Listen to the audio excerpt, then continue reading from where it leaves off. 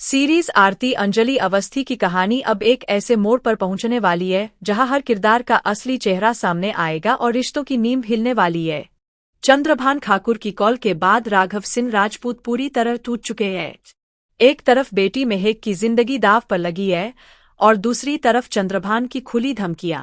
चंद्रभान को पूरा भरोसा है कि राघव उसकी शर्तें मानने पर मजबूर हो जाएगा, क्योंकि वह जानता है कि मेहक राघव की कमजोरी है।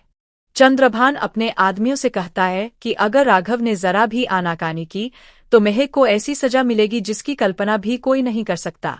इसी बीच अंजलि घर लौटने का फैसला करती है। वह सिर्फ एक बहू बनकर नहीं बल्कि एक योद्धा बनकर लौटने का मन बना चुकी होती है। उसके चेहरे पर अब दर्द नहीं बल्कि बदले की आग दिखाई देती है। वह खुद से वादा करती है कि अब वह किसी के सामने नहीं झुकेगी, चाहे सामने चंद्रभान ठाकुर जैसा ताकतवर इंसान ही क्यों न हो। घर लौटते ही अंजलि को पता चलता है कि मेहक अचानक गायब हो चुकी है। पूरा परिवार सदमे में है। राघव खुद को दोषी मान रहा होता है कि उसकी वजह से बेटी इस मुसीबत में फंसी। तभी अंजलि पूरे घर के सामने ऐलान करती है कि अब यह केस सिर्फ राघव सिंह राजपूत का नहीं बल्कि एडवोकेट अंजलि अवस्थी का भी है। वह साफ कह देती है कि चंद्रभान ठाकुर को उसी की भाषा में जवाब दिया जाएगा। दूसरी तरफ अभय अंजलि को शादी के लिए मनाने में लगा रहता है।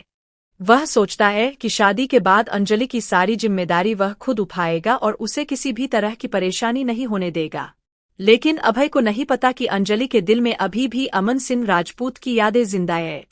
अंजलि के लिए यह शादी सिर्फ एक समझौता है, कोई रिश्ता नहीं। इधर आरती जब यह सुनती है कि अंजलि और अभय की शादी की बातें चल रही है तो उसका दिल टूट जाता है।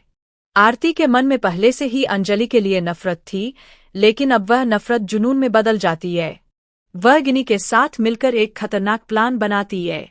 गिनी आरती को बताती है कि अगर सही समय पर सच सामने लाया जाए तो यह शादी कभी नहीं हो पाएगी। उसी रात एक बड़ा खुलासा होता है। अंजलि को एक गुमनाम कॉल आता है जिसमें बताया जाता है कि मेहक को चंद्रभान ने नहीं बल्कि घर के ही किसी इंसान ने फंसाया है। यह सुनकर अंजलि के पैरों तले जमीन खिस